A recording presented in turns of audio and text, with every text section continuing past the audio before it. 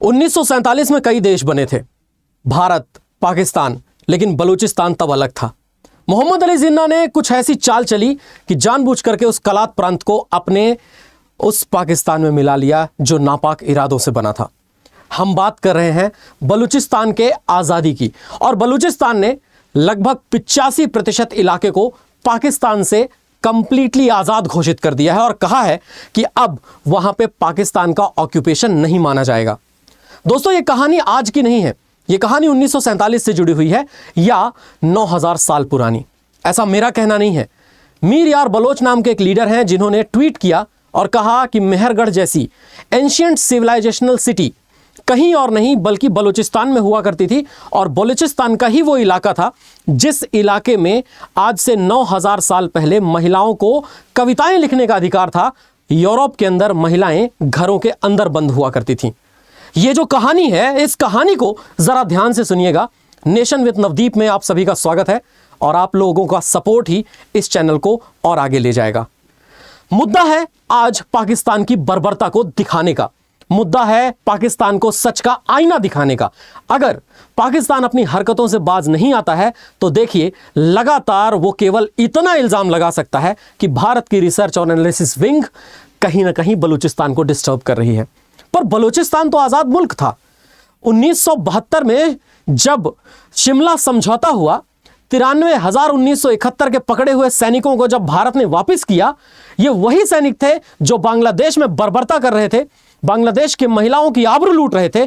इन्हीं को 1973 में भेज दिया गया बलूचिस्तान में, बलूचिस्तान की महिलाओं की आबरू लूटने के लिए।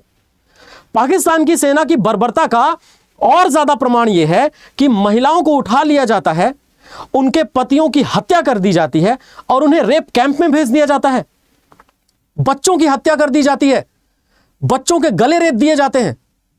देश की एक सेना होती है, पाकिस्तान के पास तो सेना के पास ही देश है, और अगर सेना के पास देश है तो उन पाकिस्तानियों के लगभग 10 से 15 सैनिक लगातार कभी पाकिस्तान ऑक्यूपाइड कश्मीर या फिर बलूचिस्तान में मारे जाते हैं हर दिन। और इसके पीछे का कारण है दोहन जो उन्होंने किया है, न केवल कि इंसानों की आबरू का बल्कि वहां के संसाधनों का। भारत का ही एग्जाम्पल ले लीजिए। भारत ने क्या अन्य इलाकों को मिला करके भारत नहीं बनाया? भारत ने हैदराबाद में ऑपरेशन पोलो किया, भारत ने ऑपरेशन विजय किया गोवा को, और जो दमन और दीव का इलाका था उसे अपने में मिलाया। लेकिन इन सब इलाकों में धीरे धीरे डेवलपमेंट हुआ। आज हैदराबाद शहर को देखिए, हैदराबाद शहर भारत के किसी भी एक महानगर को टक्कर देता है। हैदराबाद में सिटी ऑफ पल्स कहा जाता है उसे, और आज भी इतनी खुशहाली है कि आईटी इंडस्ट्री सबसे ज्यादा अगर बेंगलोर के बाद कहीं है तो वो हैदराबाद जैसा इलाका है। पर क्या बलूचिस्तान जो 9000 साल पुरानी सिविलाइजेशन थी उसको ये लोग क्लेम नहीं कर सकते थे ढंग का? एक्चुअली जो मोहम्मद अली जिन्ना को अपना हीरो मानता हो, मोहम्मद बिन कासिम को अपना पहला नागरिक मानता हो, वो क्या मतलब जानेगा रिपब्लिक होने का? वो क्या मतलब जानेगा सही तरीके की आजादी का? क्योंकि गुलामी खून में शामिल हो गई है। खान अब्दुल गफ्फार खान जैसे लोग जिनके हीरो ना हो, जिनका हीरो गजनवी या गौरी हो, उनसे क्या उम्मीद की जा सकती है, क्या अपेक्षा की जा सकती है? असल मुद्दा तो यह है दोस्तों कि बलूचिस्तान में मीर यार बलोच नाम के एक लीडर हैं। बलूचिस्तान जो कि पाकिस्तान की टोटल टेरिटरी का तकरीबन 48% हिस्सा है, आज वो कह रहा है कि हम पाकिस्तान से अपनी नेशनल आइडेंटिटी को एसोसिएट नहीं करते, हमारी राष्ट्रीयता अलग है, हम बलोच हैं, और बलोच होने के साथ साथ हम पाकिस्तान के साथ, पाकिस्तान के एडमिनिस्ट्रेशन के साथ बिल्कुल भी कंफर्टेबल नहीं है। जब मैं ये कहानी आपके सामने रखता हूं तो ये कहानी आती है आज के प्रेस रिलीज से, और वो प्रेस रिलीज क्या है ध्यान से देखिए, और इस प्रेस रिलीज को पढ़ने के बाद आपको रियलाइज होगा कि वो बलोच जो लगातार अपनी आजादी के लिए पाकिस्तान की सेना के साथ लड़ते रहे, उन लोगों ने आज अंततः अपने आप को घोषित कर दिया है इंडिपेंडेंट। दोस्तों, ये रिपब्लिक ऑफ बलूचिस्तान, रिपब्लिक का मतलब होता है जहां का प्रथम नागरिक चुन करके आता है, यानी भारत जैसा, जहां पर प्लूरलिज्म है, जहां पे भारत का कोई भी व्यक्ति अगर वो एलिजिबिलिटी पास करता है, भारत का प्रथम नागरिक यानी भारत का राष्ट्रपति बन सकता है, वो है गणराज्य। और बलूचिस्तान भी एक गणराज्य के रूप में अपने आप को मान्यता दे चुका है। अब असल सवाल यह है दोस्तों कि आप लोग बताइए कमेंट्स में, क्या भारत इसे मान्यता देगा? भारत क्या एक अलग राष्ट्र के रूप में बलूचिस्तान को यह कहेगा कि बलूचिस्तान एक अलग राष्ट्र है? अगर हां आपका जवाब है तो कमेंट्स में दिखना चाहिए। बहरहाल, अगर इस कहानी को थोड़ा सा देखो, Republic of Balochistan defence and security forces have secured 85% of Balochistan territory. Balochistan में बलोच लिबरेशन आर्मी है और उनके भी कई सारे ऐसे अलग अलग ग्रुप्स हैं जो ऑपरेट करने के तरीके में काफी भिन्न हैं। आर्मी के अंदर जिस तरीके से यूनिट्स बनी हुई होती हैं, वैसे ही यूनिट्स आपको बलोच लिबरेशन आर्मी यानी बीएलए के अंदर भी दिखेंगी। और बीएलए के अंदर इवन सुसाइड बॉम्बिंग यूनिट भी है जो अपने आप को ले जाकर के कहीं पर भी सुसाइड कर देती है, बॉम्ब कर देती है अपने आप को और उस जगह को उड़ा देती है। मैं तो बस ये कहना चाहता हूं कि बलूचिस्तान 13 जुलाई 2026 को अपनी इंडिपेंडेंस को डिक्लेयर करता है। यहां तक कि न केवल इंडिपेंडेंस को डिक्लेयर करता है, बल्कि इन्होंने अपना एक नया राष्ट्रगान भी बनाया है, नेशनल एंथम भी बनाया है, मां चुकैन बलूचानी। अलावा इसके इन्होंने अपना नेशनल फ्लैग भी बना लिया है, यानी इनका एक अपना राष्ट्रीय ध्वज होगा। और राष्ट्रीय ध्वज होने के साथ साथ इनकी अपनी एक करेंसी होगी, वो है बलोची फालूस। यानी ये पाकिस्तान की रुपी नहीं चलने देंगे अपने यहां पर। बलोची फालूस इनकी अपनी ऑफिशियल करेंसी होगी, इनका अपना अलग राष्ट्रगान होगा और इनकी अपनी अलग एक आइडेंटिटी होगी, जिस आइडेंटिटी के लिए लगातार बलोची लड़ते रहे हैं। दोस्तों, अगर इस कहानी को थोड़ा और आगे ले जाओ तो देखो, बलूचिस्तान इंटरनेशनल रिकॉग्निशन डिजर्व करता है। उन्होंने कहा हम कॉपर माइंस की बात करें, गोल्ड माइंस की बात करें, 150 एक्टिव गैस फील्ड्स की बात करें और 1200 ऑपरेशनल कोल माइंस की बात करें, ये वो चीजें हैं जो बलूचिस्तान के अंदर हैं। पाकिस्तान लगातार इन संसाधनों का दोहन करके उन इलाकों में भेजता रहा है जो पंजाब या पश्तून इलाके हैं। पाकिस्तान में वैसे भी जो इस्लामाबाद है, वहां से पंजाबी पाकिस्तान, जो पंजाबी पाकिस्तानी माइंडसेट है, वो सबको कंट्रोल करने की कोशिश करता है। जब इनके साथ बांग्लादेश था तब भी ये उन्हें सेकंड क्लास सिटीजन मानते थे, और आज इनके पास बलूचिस्तान वाला जो ऑक्यूपाइड एरिया है उसमें भी बलोचों को सेकंड क्लास सिटीजन मानते हैं। कभी भी किसी की हत्या कर देना, आबरू लूट लेना, ये किसी देश की प्रोफेशनल आर्मी का काम करने का तरीका हो सकता है क्या? सवाल ही पैदा नहीं होता। आज इस स्टेटमेंट को देखिए कि इतने सारे रिसोर्सेस, जिन रिसोर्सेस को भारत में भी अगर आप कंपेयर करके देखो, झारखंड के पास रिसोर्सेस, उड़ीसा के पास रिसोर्सेस, पहले तो यहां से मुंबई या उनके अलावा बहुत सारे अलग अलग महानगरों को डेवलप करने के लिए रिसोर्सेस का इस्तेमाल किया गया, लेकिन बाद में भारत ने यह जाना कि वहीं पर फैक्ट्रीज बनाने का सबसे बड़ा लॉजिक बैठेगा जहां पर हमारी ट्रांसपोर्टेशन कॉस्ट नहीं आती। लेकिन यहां बलूचिस्तान में डेवलपमेंट की बजाय अगर आपको कुछ देखने को मिलता है तो वो है बीहड़ जैसे इलाके, और दूसरा बलोचों की मौत। अलावा इसके कुछ नहीं करती पाकिस्तान की सेना, और यह बात हम आप नहीं, पूरा विश्व जानता है। इस स्टेटमेंट से इन लोगों का एक गुस्सा जाहिर होता है कि कह रहे हैं कि हम स्टेट ऑफ बलूचिस्तान को एडमिनिस्टर करेंगे, हमारी ओन सिक्योरिटी डिफेंस फोर्सेस होंगी, हमारे पास फाइटर जेट्स नहीं है, अटैक हेलीकॉप्टर्स नहीं है, टैंक्स नहीं है, मिसाइल्स नहीं है, हैवी आर्टिलरी नहीं है, लेकिन हम अपनी जमीन की सुरक्षा करेंगे।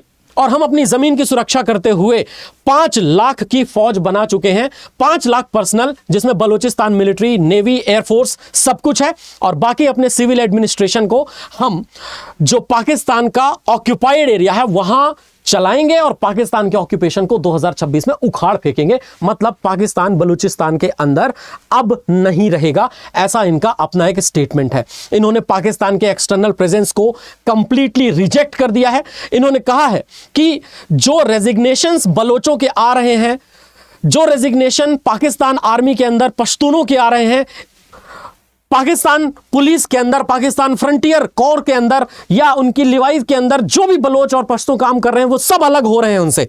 यानी वो सब अपने देश की एक नेशनल आइडेंटिटी से एसोसिएट कर रहे हैं, अपने देश की एक राष्ट्रीयता के साथ जुड़ते जा रहे हैं। और ये स्टेटमेंट अपने आप में कितना ज्यादा स्ट्रेंथनिंग है, ये स्टेटमेंट कितना ज्यादा कन्विंसिंग है from the republic of Balochistan, जो वहां पर बलोच लिबरेशन आर्मी है उसने किया है।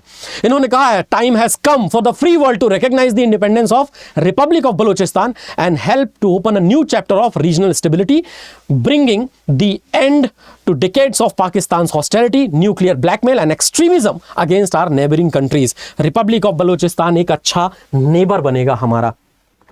दोस्तों ये वो नेबर होगा जिस पे हम ट्रस्ट कर सकते हैं, ये वो नेबर होगा जिससे हम चाइना की पॉलिसीज को काउंटर कर सकते हैं, क्योंकि चाइना पाकिस्तान इकोनॉमिक कॉरिडोर जैसी पॉलिसीज से या फिर one belt one road initiative से किया क्या है, चाइना ने भी पाकिस्तान का दोहन किया और पाकिस्तान ने लगातार बलूचिस्तान का।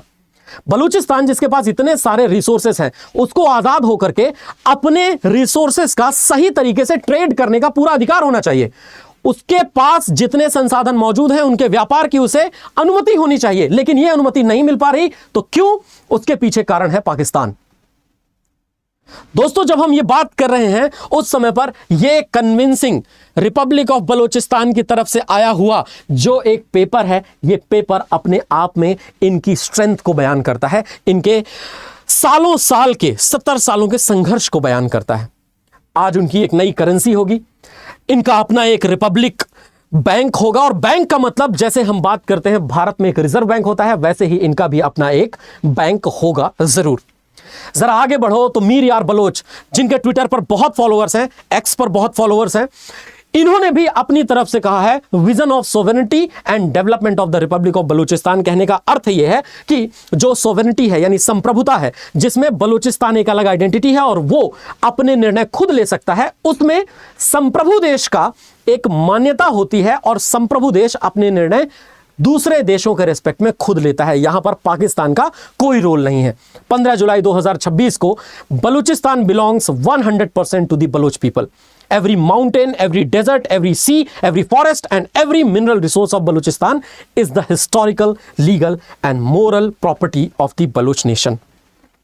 ये 9000 साल पुरानी सिविलाइजेशन है दोस्तों। अगर आप बात करते हो इवन नियोलिथिक एज की और नियोलिथिक एज के पहले मीजोलिथिक एज की, उस समय पर भी यहाँ पर सबसे पुराने साइट्स खोजे गए थे।